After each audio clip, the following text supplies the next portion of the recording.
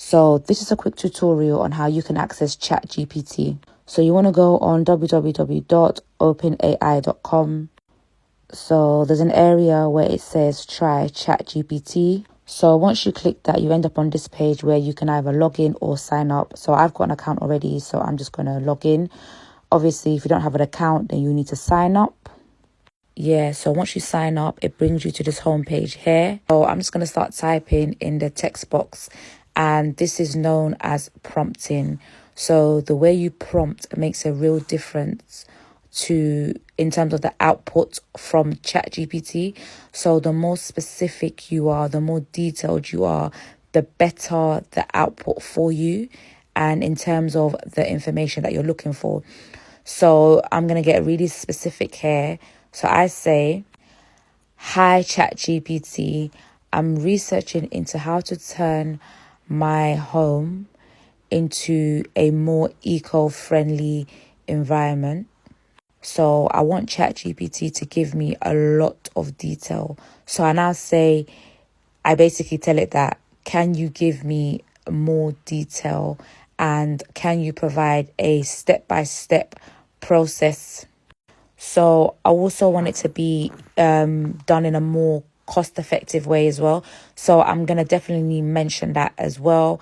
And when I'm done, I just say thank you. And yeah, you're going to see the output in a second.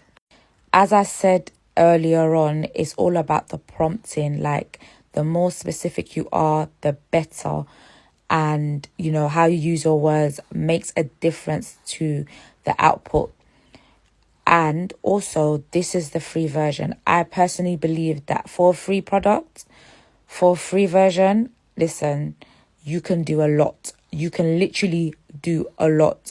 And obviously, if you jump on the free version and you decide that you want to go on a paid version, then that's also an option as well. But I personally feel like you can do a lot with the free version. But again, the choice is yours. Here we are. It now responds. It says, I'd be happy to help you with your research on how to make your home more eco-friendly. And then it begins to give me a step-by-step process or information as to how I can get my home to be eco-friendly in a cost-effective way. Look at that. Look at ChatGPT work its magic. So you're probably thinking, how does it get its information? Well, it gets it from the internet, from articles, from news blogs, from social media, from different research outlets, etc. So look at all this information in like literally seconds, just like that. Yeah, so I'm just going to scroll back to the top and look at that.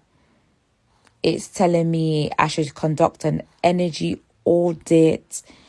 It's telling me I should install energy efficient lighting in my house, insulate my home. What else? Seal air leaks, install a thermostat. Obviously, I'm just reading the first line, but it does go into detail. But you know what? I want to go into even more detail. I want to, get more information. Actually, I want to think of what are the business ideas that I could create in terms of having an eco-friendly home. So I type that prompt.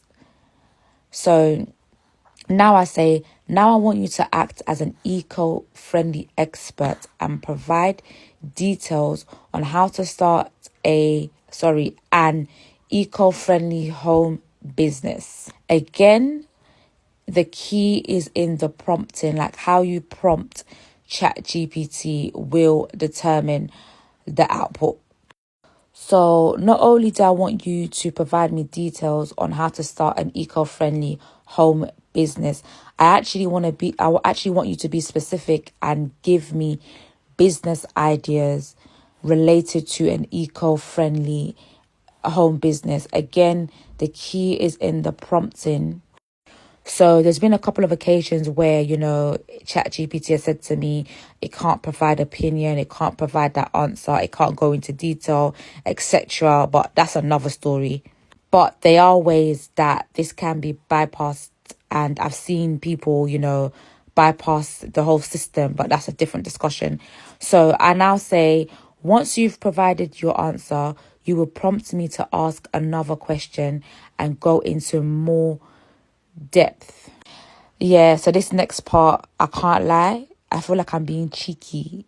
So I now say, you will not dare not, you will not say that you are not an advisor, yeah? Or that you cannot answer my questions, eh? So I'm basically telling it that you're not going to say that you can't answer my questions, you're not an advisor, etc. Or you're not going to say that you can't go into detail, because by fire, by force, you will go into detail. Let's go. And I say thank you at the end. Yeah, so once that's done, I wait a few seconds and then ChatGPT responds and it says, sure, I'd be happy to help you explore ideas for starting an eco-friendly home business. Here are some potential business ideas related to making homes more eco-friendly. Then it goes into detail. It starts making a list of business ideas, etc. So right at the end, it now says, do any of these ideas interest you, or would you like me to provide more information on any of them? You see that, yeah? That's key. And you can really go into depth whereby you can train the ChatGPT to ask you the right questions. And this all depends on the prompts that you put in. So I now respond and I say, yes, please provide more information to what you just wrote and expand, fill in the gaps to what you've just written. But to be honest, I feel like this prompt it's not really specific.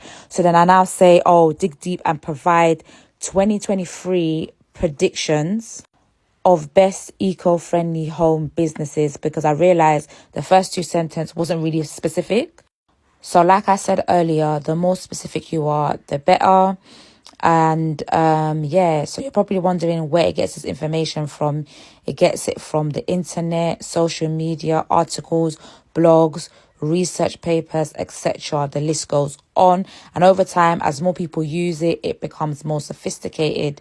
And so it just gives me all of this information and gives me the predictions of best eco-friendly home businesses. So I don't know if you can see this, but right at the bottom where it says the web address, on the top of that, there's a little disclaimer. And it says a ChatGPT may produce inaccurate information about people, places, or facts. So I want you to bear that in mind at all times. Yeah, so with anything in life, use with reason and caution. Hope you found this useful. Follow for more.